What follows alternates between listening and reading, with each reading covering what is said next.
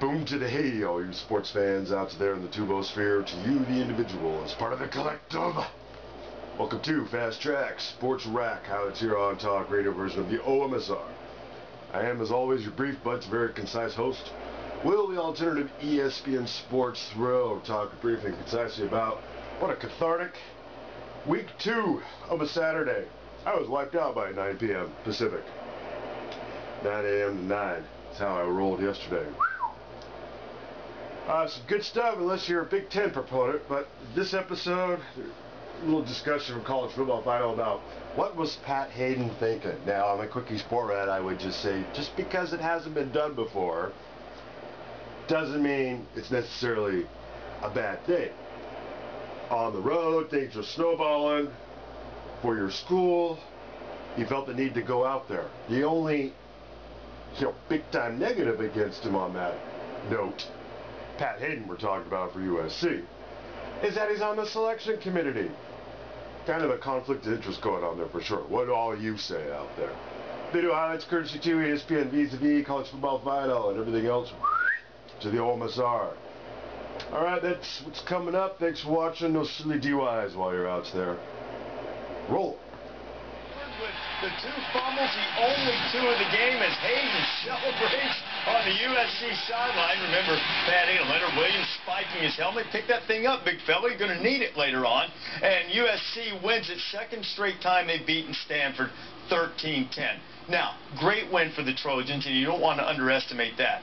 But we would be remiss if we didn't say that Stanford was horrendous in the red zone all day. They had 6 trips into the red zone. They wound up with 10 points in the game. And they beat themselves. And sometimes they got just too cute when they got in the red zone. Not even the red zone, scoring opportunities inside the 30. They only scored twice when they had the ball from the 30 in. Here you have an opportunity. What are you doing? Kevin Hogan's your quarterback. You get cute with a wildcat. You put Ty Montgomery back there, and it costs you a scoring opportunity in the red zone.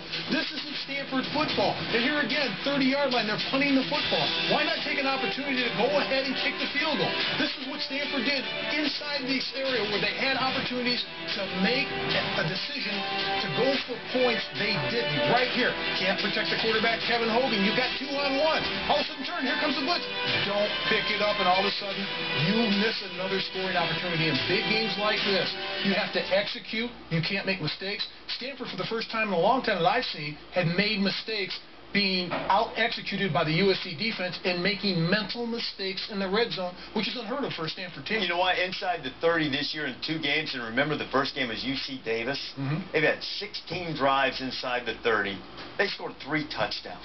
Every drive they had today went inside the USC 30. They wound up with 10 points. But while Stanford could have executed better for sure, USC's defense deserves some credit too, Lou. Oh, they give a great deal of credit. They played an outstanding football game in every respect, and they never broke. Yeah, they did bend some, but when you get inside the 10-yard line, that's where you should be tougher. But look here how they played it. This is what they call the shovel pack. Perfectly played, creates a fumble, but that's really an incomplete pack. Now watch this man-to-man coverage. Just great technique, inside out, and now notice how he plays the ball. Maybe he got his hands on there. Maybe. Wait, it's only pass interference if they call it. And here they come from the blind side. Stanford had a missed assignment in the offensive line. Nobody turned out on the end. Consequently, you have to give all the credit in the world to Southern Cal. They played a great football game. But I tell you, on the goal line offense, I see more teams get away from proper calling. They think they're in 3-down territory like you're out. You aren't. You're in 4-down territory. Be patient. Everybody will run a play and maybe gain 1 yard and they start throwing and everything. They aren't patient enough and they change their play calling. And I think Mark's point earlier that Stanford tends to get a little cute. You even saw it in the Rose Bowl last year when they gave the ball to the fullback against Michigan State on that decisive play when Tyler Gaffney was in the back. But, hey, great win for USC. Yes. But it does not come without some controversy. We saw the bizarre scene of Pat Haden coming down onto the field to argue the call. Apparently, he got a text from someone on the USC sideline saying that he needed to talk to the officials because of the unsportsmanlike call against Steve Sarkisian. Haden said afterwards that he was wrong, it was resolved, and they've moved on from it. He's also a member of the selection committee for the college football playoff. And while he recuses himself from USC, decorum is called into question, how this reflects on the committee. How did you think it reflected on the committee to have Pat Haden down there? It doesn't look good for the committee. This is a bad look for them. This is the first year of the college football playoff. Integrity is the motto. And for Pat Haden to do this, it's the first time I've ever seen an athletic director leave the box, the press box, come down on the field during the game. Not at halftime, not after the game, and have a debate with the officiating crew. That's unheard of. I have not ever seen that in my entire life. But if there's one guy that has integrity and character, it's the athletic director, Pat Haden. I got to tell you, I'm on the sideline. If I would have saw the athletic director, I'd say, what are you doing down here? You're not supposed to be here. I just my feeling. What are you doing? But it was a moment of passion for Pat Haden. I can understand that being a former player. But how does this look to the fan? That's the question. If you're a fan sitting back and you're saying, well, the selection committee, they're doing this, and, you know, they're supposed to... It's terrible. It does. And it's just bad reflection on the selection committee at this point. And look, I have the highest regard for Pat Haden's integrity. I've already seen calls for him to step down from the selection committee. No. I don't think he should do that. Just make an apology and move on. Hey, look, and he has. It's an error in judgment.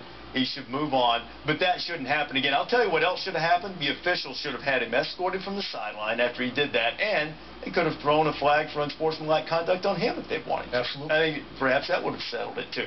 SC settled it by winning the game and taking care of Stanford's offense when it got close. You look at by distance to the goal in yards. Outside the 35-yard line of SC, Stanford averaged nearly 9 yards per play. That was cut down to about a third of that once they got 35 and closer. They didn't do well on third down once they got close.